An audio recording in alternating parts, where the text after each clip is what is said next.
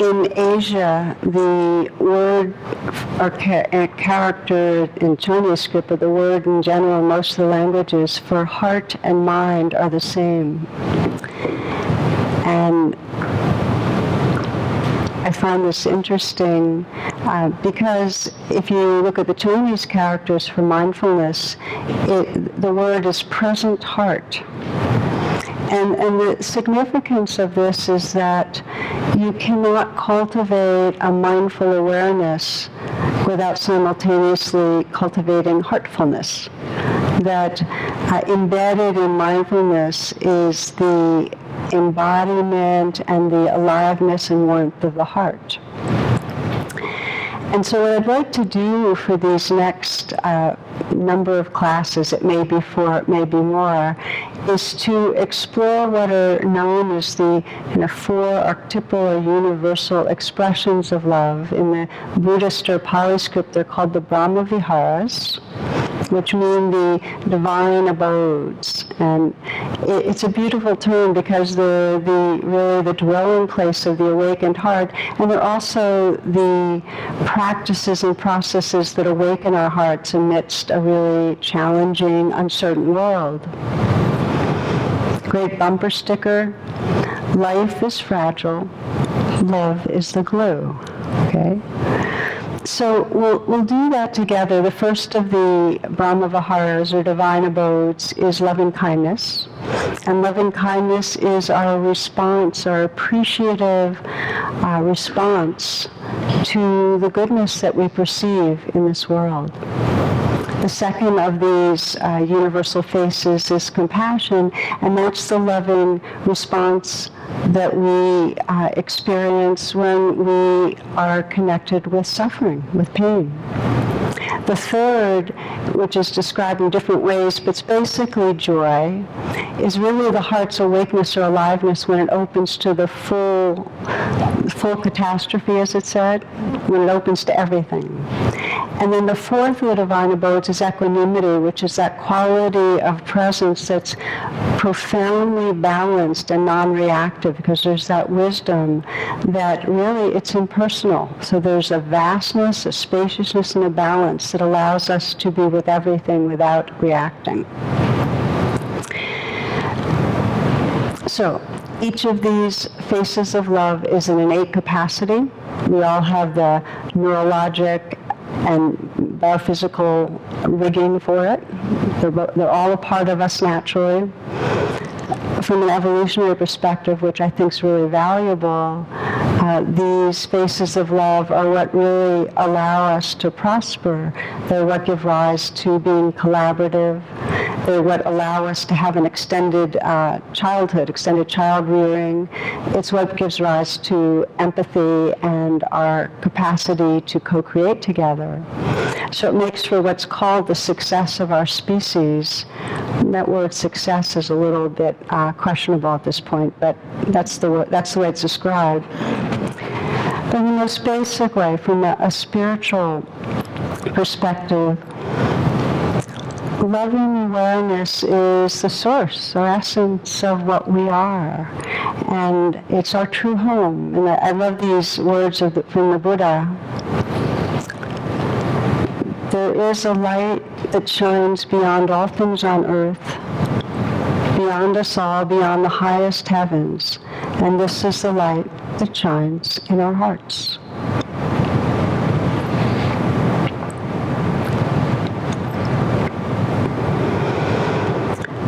So maybe as a way to kind of open the portion on loving kindness, to remind you, many of you have heard this, of a favorite image I have, and it comes from about 12 years ago in Southeast Asia. One of the most gigantic statues of the Buddha is described as having this kind of plaster clay covering, not a very handsome or fine, refined looking statue, but it was loved for its staying power over many, many centuries. But during a long drought, some cracks appeared in this statue.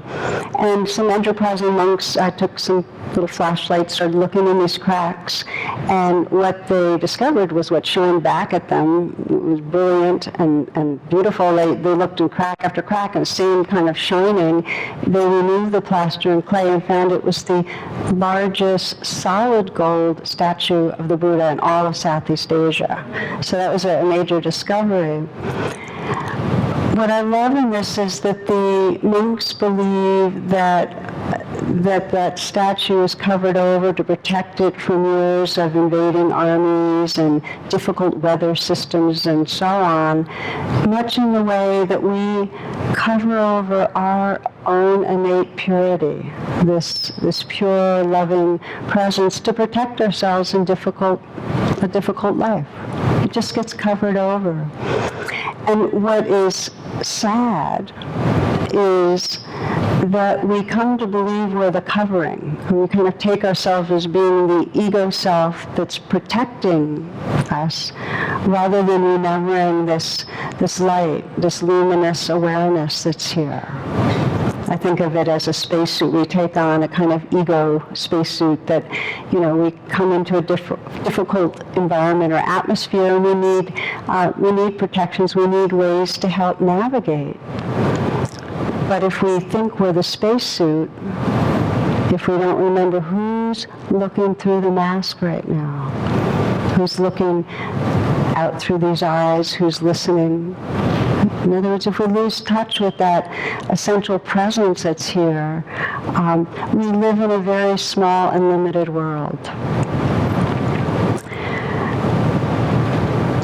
So one of the big inquiries, I think, on the spiritual path is how do we lose sight? I mean, the basic suffering that the Buddha described that's universal is a kind of forgetting, a disconnecting from who we are and identifying with something smaller. So what are the habits that we have, each of us, of thinking and behaving in the world that in some way obscure the gold, that have us identified as an egoic self? I think the way that Rumi frames it's quite beautiful. He says, your task is not to seek for love, but merely to seek and find all the barriers within yourself that you have built against it. So that really resonates to me, is that if we just, it's not a judgmental seeking, it's just if we care about really living from the gold, from the purity and essence of who we are, to just notice, well, how am I creating this covering and getting identified? How does that happen for me? And there's a kind of simplistic image I like, but it helps, I think, to deepen understanding. It's if we think of a kind of open versus a closed heart. And when we're not locked in reactivity or stress, when we're not caught in fear, if we're not caught in wanting things different, basically, and something's missing, something's wrong. That's the mindset. When we're not in that, the heart's naturally open. And when it's unblocked, there's a unimpeded flow of blood, the kind of electrical currents and the more subtle energies, the chi, can flow. So the heart, I think, and what I like about this kind of image is it can be described less as a thing and more as a space or a conduit for life, for what flows through it. And when the space is open, when there's an openness and the full flow of aliveness is free to move through us, when there's no resistance, when there's just inclusion, that's what we call love. And it feels good. We love love. We love that openness when life is flowing through and there's a sense that this whole universe belongs to our heart. So that's the open heart. And then when we're stressed, what happens? blood flows out to the arms and legs, to help us. It flows away from the heart, arms and legs, to get us ready to protect ourselves. And then there's that whole biochemistry that agitates and excites us and tells us to do something. The breath gets shallow and the heart can feel squeezed or tight or numb. Now, stress itself is not the enemy, and I want to take a few moments on that it's totally natural and healthy and appropriate that our system goes into a stress response.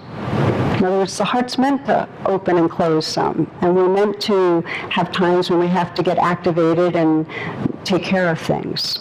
So that's not the problem. In fact, there's some really interesting research recently that's come out that says that if we can recognize when we're stressed and when we're reacting, that this is our body's healthy response and it's meant to be happening, we actually lock less into the kind of toxic chronic stress that really can bring down our system. In other words, if we believe that the stress is part of our body's healthy response, it's healthier. And furthermore, if stress becomes a cue to reach out to others in some way, it becomes actually a vehicle of continued growth and transformation. So stress itself is not the problem. It's okay that there's the tightness and the faster beating and so on. When stress becomes a problem is when it's so chronic that we get identified with our stress behaviors, with the defending self, the fleeing self, the endangered self, and so on, and we forget the gold. We forget the awareness that's here, the tenderness, the sensitivity, the heart. So let's look at how that happens. And the beginning of looking is maybe one, again, simple but I think useful understanding is that stress is the tension of wants and fears that circle around us meeting three core needs. And one is the need to avoid danger. The other is the need to enhance ourselves or have satisfaction, pleasure. And the third is the need to secure attachment with other fellow humans. So if you look at them, these are all these control strategies, we all do them, but if they get chronic, in other words, if our stress becomes chronic, the stress reaction, that's when we lose sight and we start finding that our days we're on a kind of automatic, we're speedy, we're judgmental, and we're living inside a sense of self that is tight and less than the truth of who we are. And over time there becomes a kind of deep sense of either anxiety or depression that has to do with us not really living true to who we are. So how this kind of disconnecting from the gold happens? Well, the first, is the protecting from harm. What happens when we're always trying to protect from harm? When we always feel like something around the corner is going to hurt us? When we're always in some way covering over our vulnerability? One strategy is just to pretend that we're fine all the time. Another strategy is to distance ourselves from others, just to keep a distance so that we can't get hurt. This is Carol Leifer. She says, whenever I travel, I like to keep the seat next to me empty. I found a great way to do it. When someone walks down the aisle and says to you, is someone sitting here, just say, no one except the Lord. We have our distancing strategies. Perhaps one of the ways that we most control other people is through our blame and our judgment and our anger. There's a great Jules Feiffer cartoon, I've always loved this one, where she's saying, but I love you. And he's saying, don't you threaten me. So again, protecting from harm, we have our different ways, and these are real exaggerations. Another a New Yorker cartoon sketches a man and a woman facing off defiantly, and he's responding to her by saying, yeah, well, the Dalai Lama never had to deal with your whining. So, you get the idea. So that's one way that we lock into chronic stress, is judging, blaming, distancing, and that becomes a habit, and that starts identifying our personality and our character. And as Gandhi says, that becomes our destiny, that's our identity. The second control strategy I mentioned is pursuing satisfaction. And there's not one of us that doesn't know how it is that when we start fixing on in some way, something's missing, this restlessness, I need to get satisfied, whether it's food or watching or playing sports or going online or sex or drugs or decorating or shopping or any of the things, we don't end up paying good attention to the people we're with, right?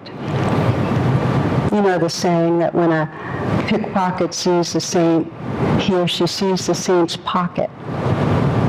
Or when we're riveted on seeking, pleasure seeking, and I'm saying when it becomes chronic, we can't really be here for ourselves or for others, because we're fixated on thinking our happiness lies in assuaging that particular need. Okay, then there's the attaching, and this is sometimes called the near enemy of love because it masquerades as love. When we're attached, it feels like love, and I think of it not as much as the near enemy, but as it's marbled, that we can be very purely loving towards our child or a parent or whatever, but we have marbled into that how our needs and wants and fears are playing out, and that's completely natural. But what happens when our attachment, procuring or securing attachment takes over? And then we're always seeking approval. Or we're always presenting ourselves in a certain way. Or we're always manipulating other people. Or always in some way trying to meet the expectations of others so that things will work out with them. There's a saying that dying begins at birth, and it accelerates at dinner parties.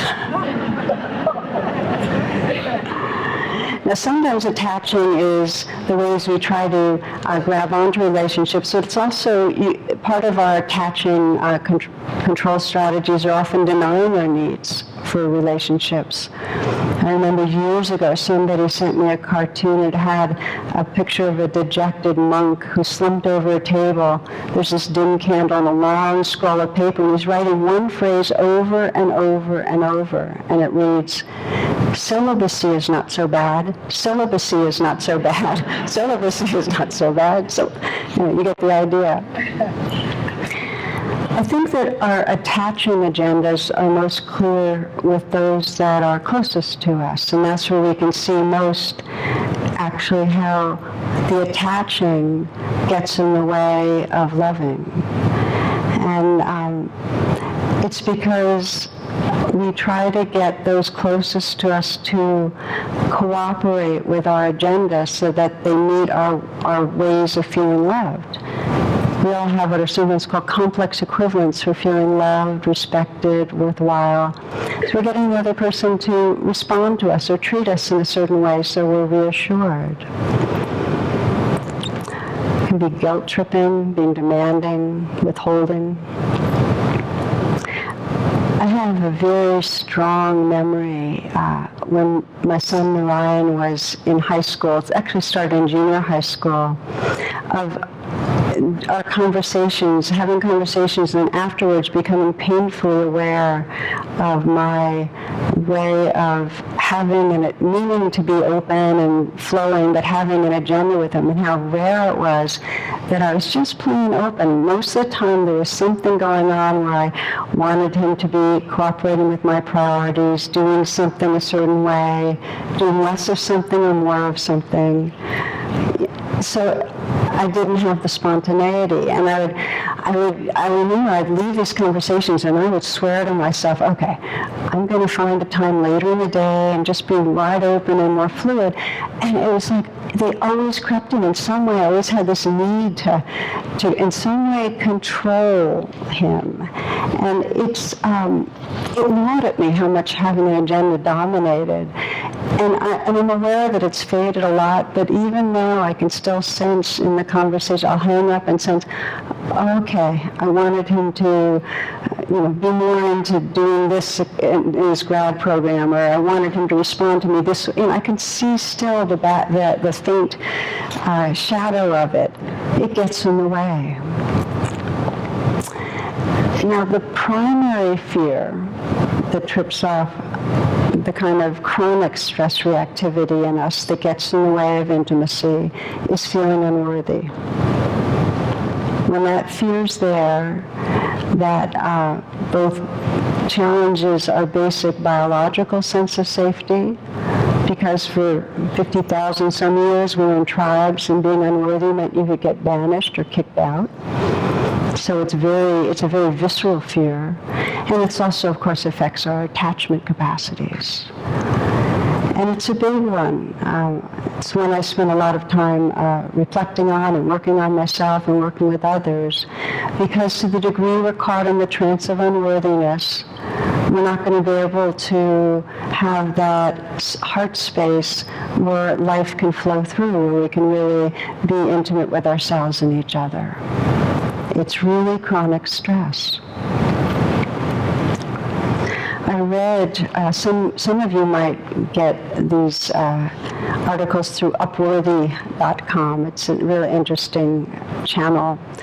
And in one, they had mothers reflect on how they're doing. They said, describe yourself as a mother. You might imagine what you'd say, by the way, as you're listening to this. What these mothers did that they interviewed described their challenges with anger, impatience, and the want to listen better, being perfectionistic, doubts about their ability, the needs to calm before speaking. Pretty much what you heard from me as a parent of a high school student, how I was falling short. Then we interviewed the kids and to see what the kids had to say about their moms. Totally awesome, fun to snuggle with, pretty, fun, cooks a lot of food for me. She's like my heart, you could say, because she's that close to me. Favorite thing is to jump on a trampoline with me. My mom is my hero. She will care about me. She'll love me forever. She's the best. Those are a lot of different responses, but you get the idea.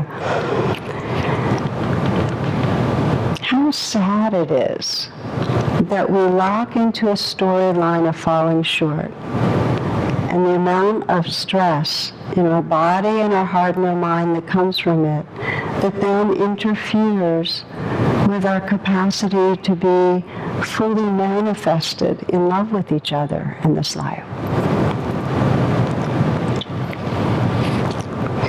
It's interesting that it's dangerous to believe in the gold, in a way. We're afraid if we start believing in some sense of our own purity and beauty and goodness, that we'll get some bad surprise. We won't have protected against our badness. Robert Johnson is a noted Jungian analyst. He describes this. He says, we more easily take our worst fears and thoughts to be who we are, the shadow. Curiously, he writes, people resist the noble aspects more strenuously than they hide the dark sides. It's more disrupting to find you have a profound nobility of character than to find out you are a bum.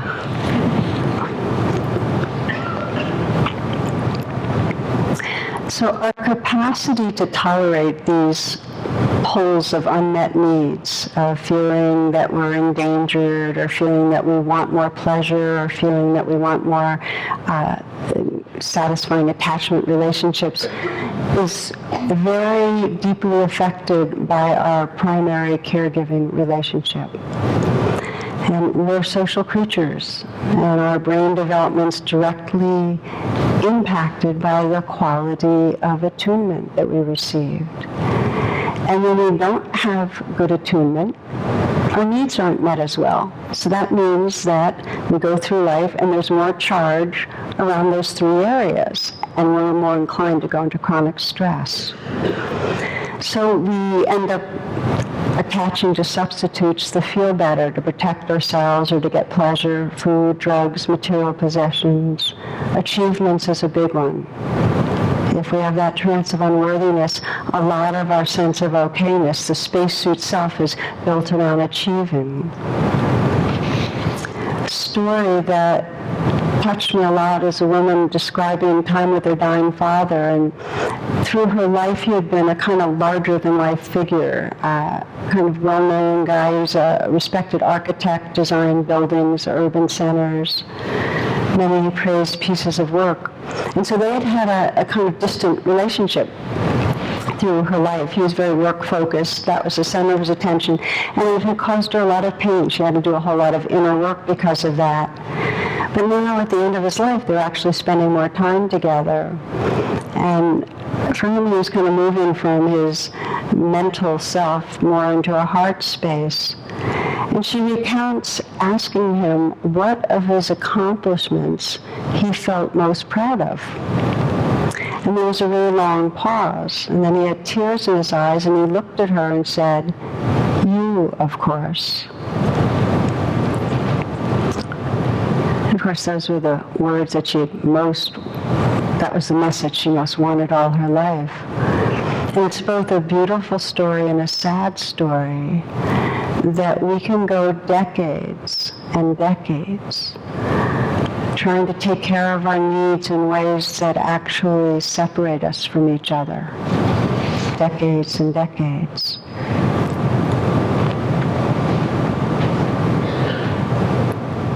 We separate from each other, and in the most fundamental way, we believe we're in a story of who we are that's not the truth. We're blocked from that goal, from that purity. Stephen Vincent Benet writes, "Life is not lost by dying. Life is lost minute by minute, day by dragging day, in all 1,000 small, uncaring ways." Uncaring, not caring, cut off from caring. It's like caring is our nature. When we're not caught in fight, flight, freeze, when we're not caught in this fixation on meeting a need, the chronic stress, there's a natural caring. But we can go through day after day without, and when I talk about caring, I'm talking about a visceral warmth of caring, not an abstract kind of compassion where we say, oh yeah, I care about that person and I feel terrible for the suffering of that group of people. It's not that. I'm talking about the caring when we're in our bodies, when there's that heart presence, that we actually, there's a tenderness, a kind of a quivering response, caring. So I started on this kind of from Rumi's vantage point, we don't seek out the love, we look, well, what's keeping me in any moment? And in any moment that you ask that question, it's really perhaps one of the most important inquiries we could have. What is between me and loving in this moment? We'll find some sense of something's missing or something's wrong right now, some fear or craving there. And then if we begin to really pay attention, we'll find some version of the ways that we leave in these chronic stress responses. So let's try this together a little bit. We'll just do a brief reflection right now.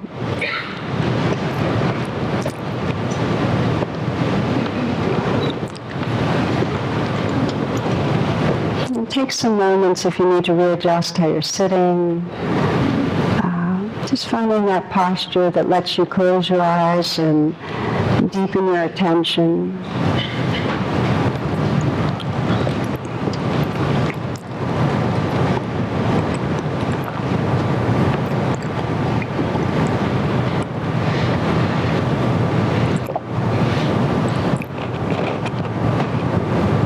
So in the spirit of the story I just shared, you might imagine that you're at the end of your life looking back.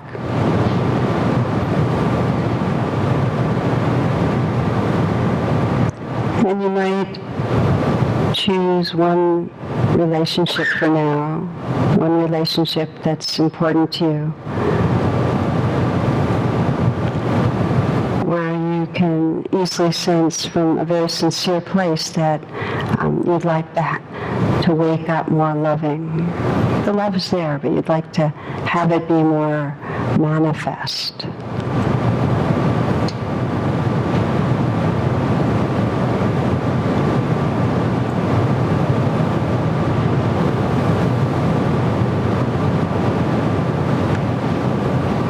Picking a person that's important to you and sensing that sincerity, that you'd like more of a flow of loving, and then just to begin that without any judgment, with curiosity.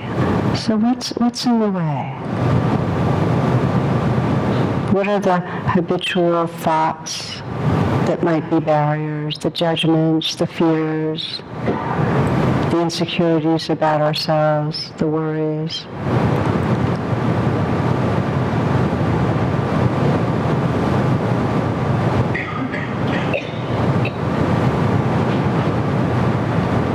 You might notice the ways of acting, of behaving that might get in the way, the criticism or the busyness. Or perhaps you're chasing after something regularly to soothe you or to get more done or to prove yourself. Maybe there's some presenting or pretending with this person. What gets in the way? What prevents you from being more real, more present, more open?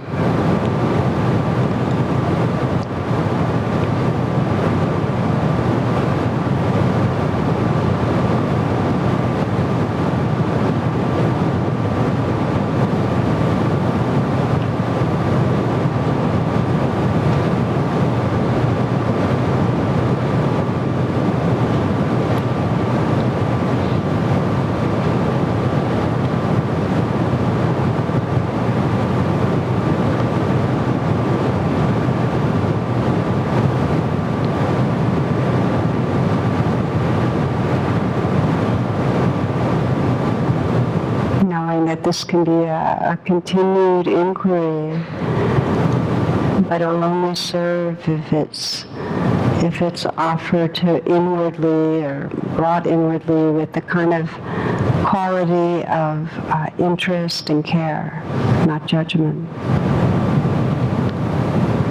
And just to sense your aspiration to meet with awareness what you notice. To relax the fist as you can. The tightness, the craving, the moving away, the protecting. Just to sense your aspiration to free your heart so that you can love without holding back.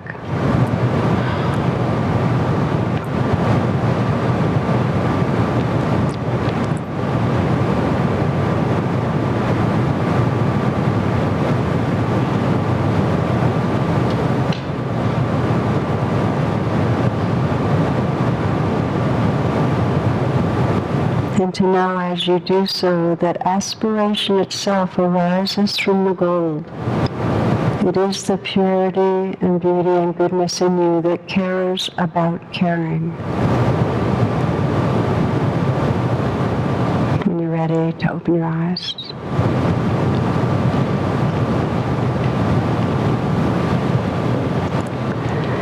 In a way, we could say that this is the most important element in the process of awakening loving kindness, which is intention. If you connect with a sincere yearning to notice where you're blocked and to bring awareness and presence, it takes courage. But if that's your yearning, that's what opens the door. The intention for heart presence is what opens the door. So that's the beginning of it. We're going to take the remainder of the evening to explore what helps to nourish or cultivate or awaken this innate capacity. But the beginning is remembering that it matters to you. You come back to it again and again, remembering it matters. There's a kind of attitude, a quality that we can develop as we pay attention to ourselves and each other. And it's sometimes described as a kind-hearted grandmother. And here's where you see equanimity coming into loving kindness, that we begin to sense this possibility of moving through life and looking for the gold. So the first step, the intention. The second step, looking for the gold, this kind of friendly, curious attitude where we're in it for seeing the goodness.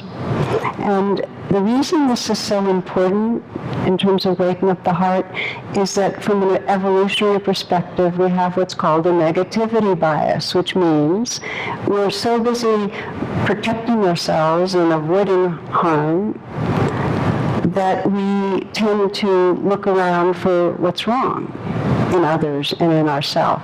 So to decondition that, we start developing this first capacity of looking for the gold. And I love that. And I love the idea of a grandmother because, in a way, grandmothers, more than parents, parents get all caught up in their stuff, but grandparents can behold their grandchildren and really see the gold. They just do. And so I wanted to share a couple of tiny little grandparent anecdotes. Once my young grandson called the other day to wish me a happy birthday. He asked me how old I was, and I told him 62. He was quiet for a moment, and then he asked, "Did you start at 1?" Another grandmother's telling her little granddaughter what her own childhood was like. "Well, we used to skate outside in a pond, and I made a swing from a tire that hung from a tree in our front yard. We rode our pony. We picked wild raspberries in the woods." The little girl was wide-eyed taking this in. At last she said, "I sure wish I'd gotten to know you sooner." Just a couple more, they're so good. I didn't know if my granddaughter had learned her colors yet, so I decided to test her. I would point out something and ask her what color it was. She would tell me she always was correct. But it was fun for me, so I continued. At last she headed for the door, saying sagely, "Grandma, I think you should try to figure out some of these yourself." Just one more. When my grandson asked me how old I was, I teasingly replied, "I'm not sure." "Look in your underwear, Grandma," he advised. "Mine says I'm 4 to 6. I love that one.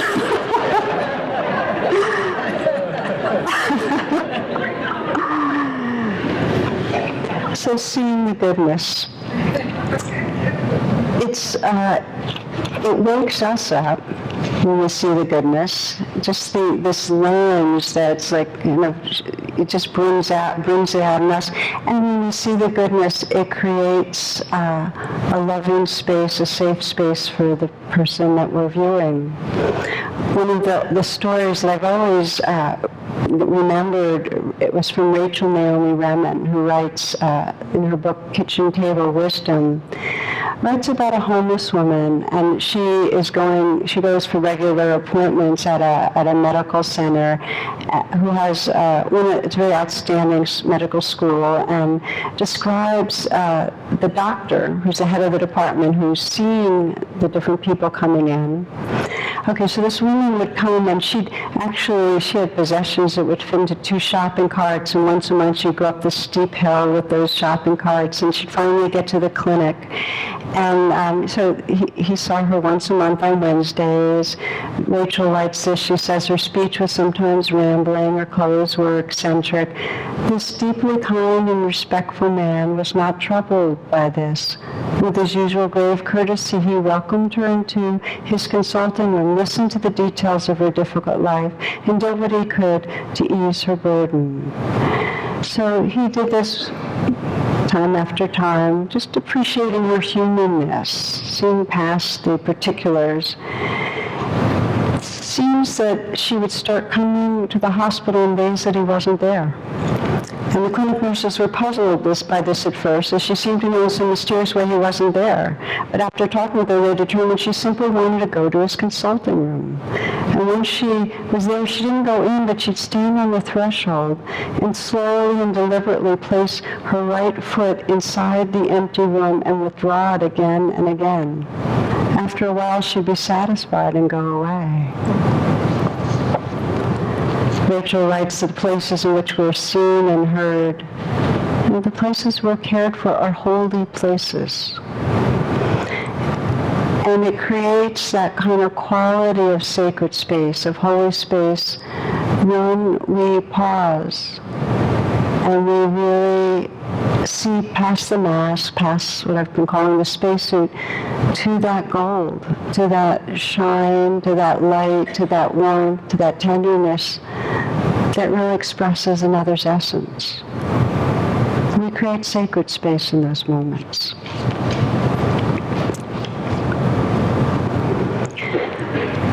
I've seen, especially in families, how it's so easy to get caught in patterns of reaction and habit patterns that we often don't pause and really mirror back who's there. One woman described all her fears about her son. He was in his 20s. He had grown up with pretty severe learning disabilities, and he was having a hard time finding his niche. And he had a good bit of shame, anxiety, and so on. And so she said, I'm not sure, how to respond, and should I send him white light to surround that and try to heal him? And, and my response was, you can do that, and really the deepest gift is to see who he really is, just to remember that. We start asking about that, because we can sense who are we really, behind all our layers of protection or grasping, and see who he is. And I asked her, what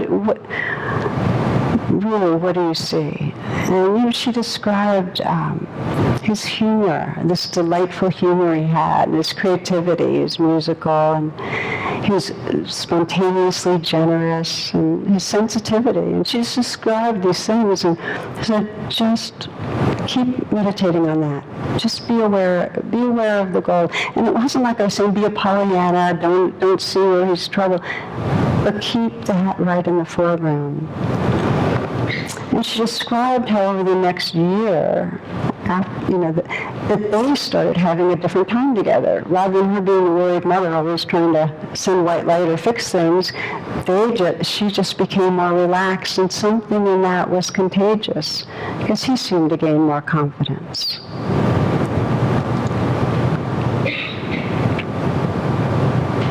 I really think of it as the most profound gift we can give to each other and to ourselves, is to remember the gold, that goodness, because it does bring it out.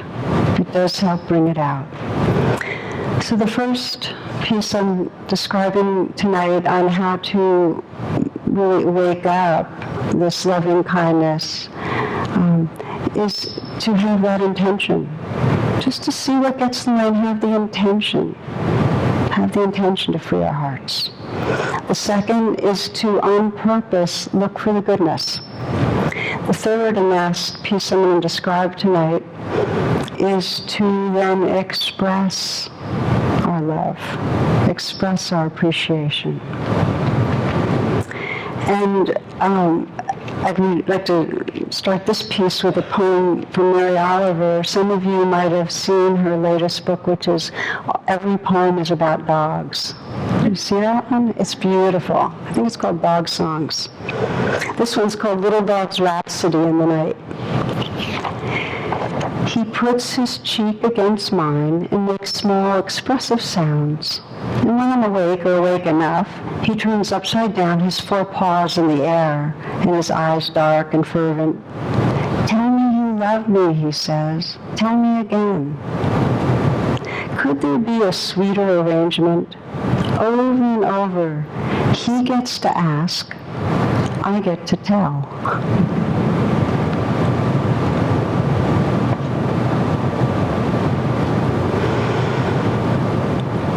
So in the awakening of loving kindness, we begin this practice of expressing, and sometimes it's in silence and in our meditation, but it's expressive.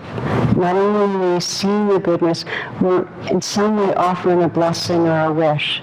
And I think of it as a continual experiment. If you read the classic loving kindness meditation, you'll see that there are phrases, and it can be very collecting and concentrating and very powerful heart medicine to take a set of phrases and repeat them over and over again. And another way is to start fresh in any moment, seeing the goodness and sensing what is it that your heart really wants to express to that person, or what gesture. It could be words, it could be an image, it could be a feeling that you're in some way expressing. When I was on retreat a few weeks ago, and I had the opportunity to go deeper into the loving kindness practice, and I've been bringing different people up in my lives, and I take some time and really sense what was shining through. And I found that it became one of the most creative, juicy, alive parts to sense the offering, the sense of letting them know my love. And I always start with the person who's easiest, and perhaps for me, other than my dog, is my mom, who many of you that come here regularly know, because somebody's in her spot, but that's okay. She's here. So I thought of her, and for those of you who don't know her, she's little now. She used to be my height, but she's little, and I see her, and it's very easy for me to see her goodness. She's just very full with affection and gratitude and goodwill. But I'd also see her fragility and her vulnerability, and I just look at her, and look down a little bit, but just because she's a little lower, and I'd look at her in the eyes, and this was in my meditation, I'd be saying, "I love you, Mom," and then I'd just bend down and kiss her lightly on the forehead. And every time I would take the time to do that and just give her that little kiss in the forehead, my body would fill with an almost ecstatic kind of warmth and love. And we already know that a hug can bring up oxytocin, imagining a hug. This is the same thing. We are changing our biochemistry, but that makes it sound thin. We're opening our hearts by intentionally expressing love. There's so many different ways. Sometimes if somebody's been kind, just to say the person's name and say thank you. Thich Nhat Hanh says that when you say something like, "I love you," with your whole being, not just with your mouth or your intellect, it can transform the world. So it fully engages our heart and our being when we not only see the goodness, but when we embody and say the prayer, the blessing. Again, Rachel Naomi Remen describes when she was 7, her grandfather died, and she says, "I had never lived in a world without him in it before, and it was hard for me. He had looked at me as no one else had and called me by a special name, Neshumala, which means little beloved soul. There's no one left to call me this anymore. At first I was afraid that without him to see me and tell God who I was, I might disappear. But slowly over time, I came to understand that in some mysterious way I had learned to see myself through his eyes, and that once blessed, we were blessed forever." Many years later, when in her extreme old age, my mother surprisingly began to light candles and talk to God herself, I told her about these blessings and what they had meant to me. She smiled at me sadly. "I have blessed you every day of your life, Rachel," she told me. "I just never had the wisdom to do it out loud."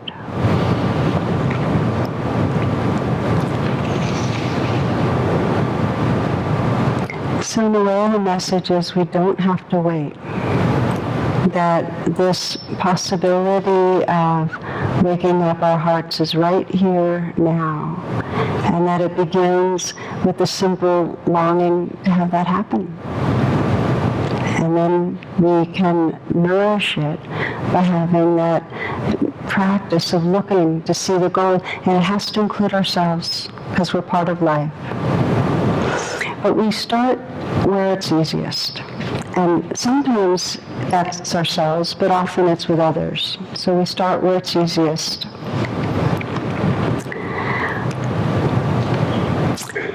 I'd like to try to lead us in a little loving kindness practice now. It's going to be an abbreviated version, but we'll take the time just to explore some of these pieces I just named together. So again, if you have been sitting for a really long time, you might just kind of shift around, some move, get comfortable, and then come into stillness.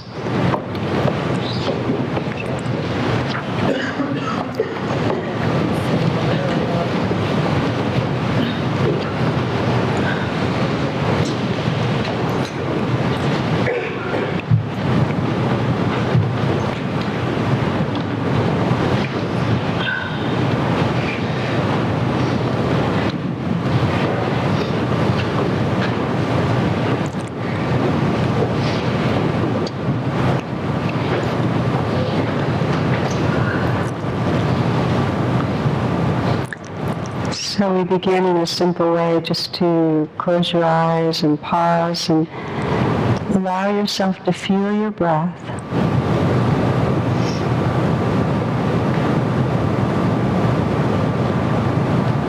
And you might let the breath be felt at the heart.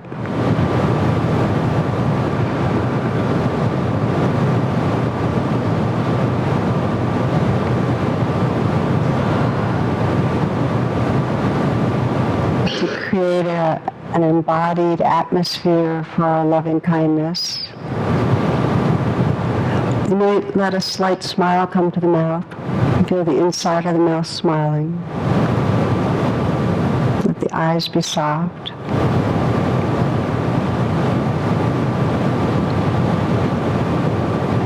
And sense you can smile into the heart. You can visualize that curve of a smile spreading through the chest. It's not to cover over, but to really allow you to sense that openness and receptivity.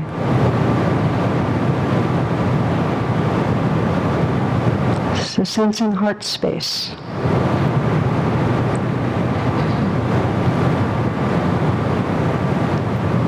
And letting come to mind someone in your life who's very easy for you to feel appreciation towards, care towards, love towards. Might be a benefactor, someone who's been very kind, someone who you can trust loves you.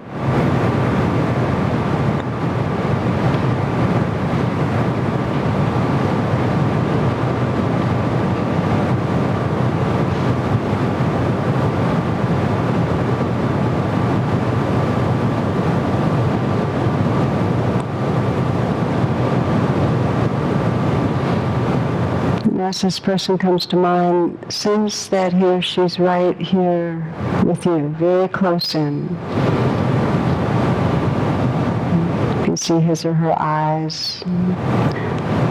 Look on the person's face when they're happy, peaceful.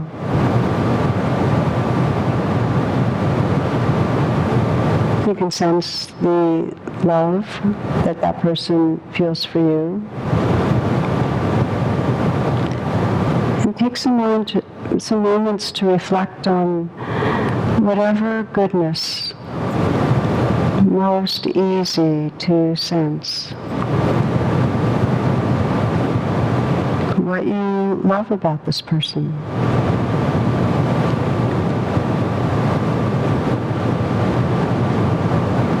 And it might be the way they show love. Or it might be the humor, or brightness,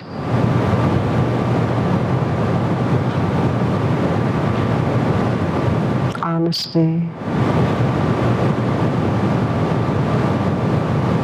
That this person really is dedicated to being awake, or real, or kind.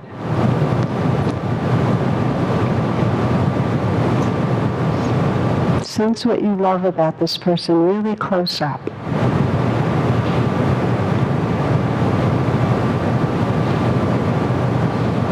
So that your appreciation is visceral, that you can feel your appreciation in your heart, your body.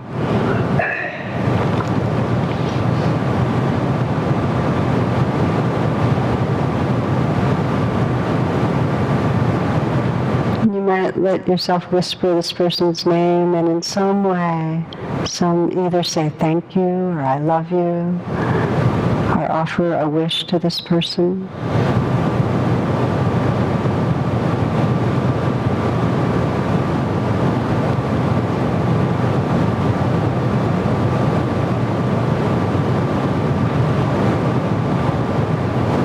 Also feel to add a gesture, perhaps as I described. It could be a kiss or a hug or a hand on the shoulder.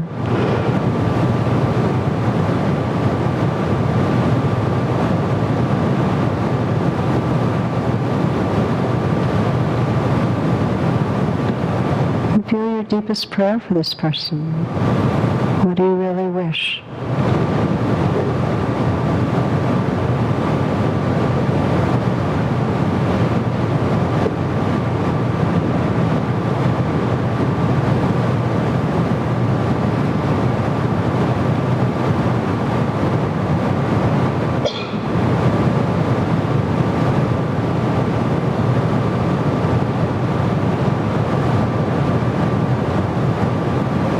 Letting yourself be aware of the heart space that opens up as you appreciate and express love.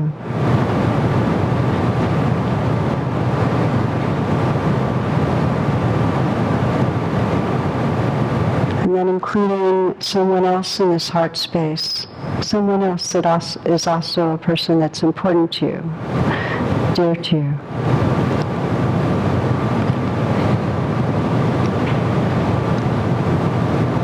And in the same way, feeling that person right here, seeing the person's eyes, expressions, sensing what goodness really comes forth, what you appreciate or love about this person.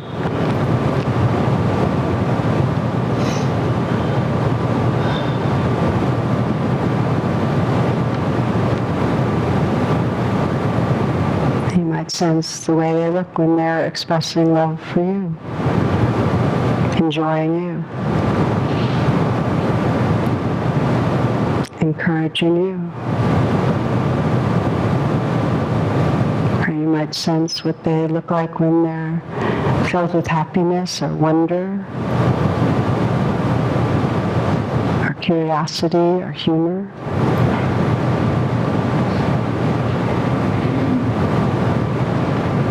Might sense the realness, the authenticity, the honesty.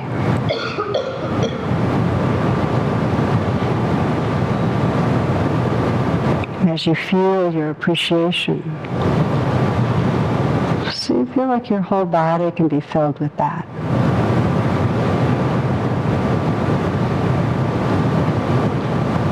And again, mentally whispering the person's name, you might say thank you, or I love you. There may be some gesture or expression physically.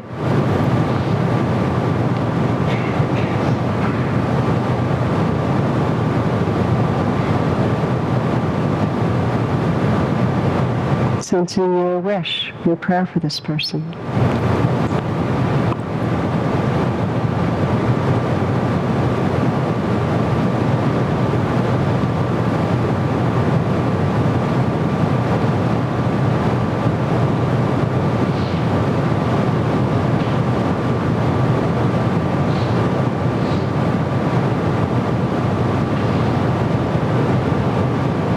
Including now in this heart space the life that's right here, our own being.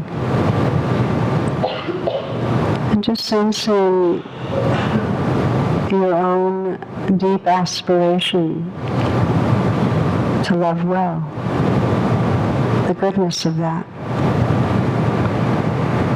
the sincerity and purity of that. Just to feel that well of gold, that shine, that's at the very source or essence of being. Sense your love of truth, love for awakening, love of love.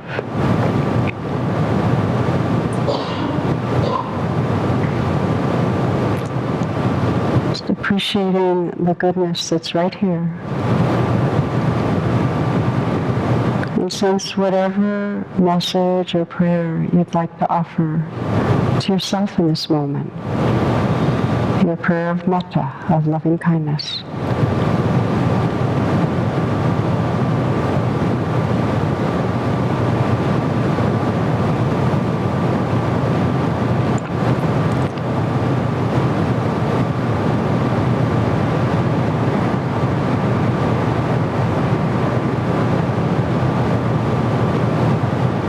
And sensing that heart space is vast, as inclusive, that it includes all of life. You might sense Thomas Merton's quote, "Then it was as if I suddenly saw the secret beauty of their hearts, the depth of their hearts, where neither sin or knowledge could reach, the core of reality, the person that each one is in the eyes of the divine. If only they could see themselves as they really are. If only we could see each other that way all the time, there would be no more need for war, for hatred, for greed, for cruelty. I suppose the big problem would be that we would fall down and worship each other."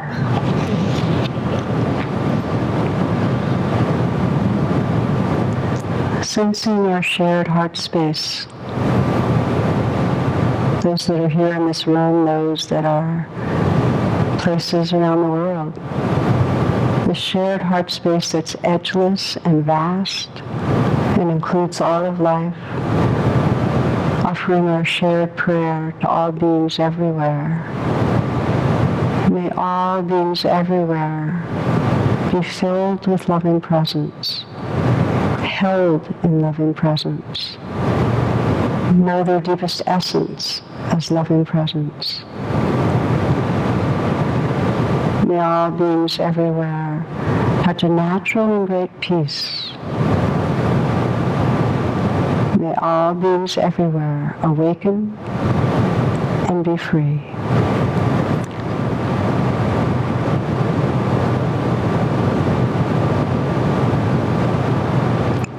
Namaste and thank you.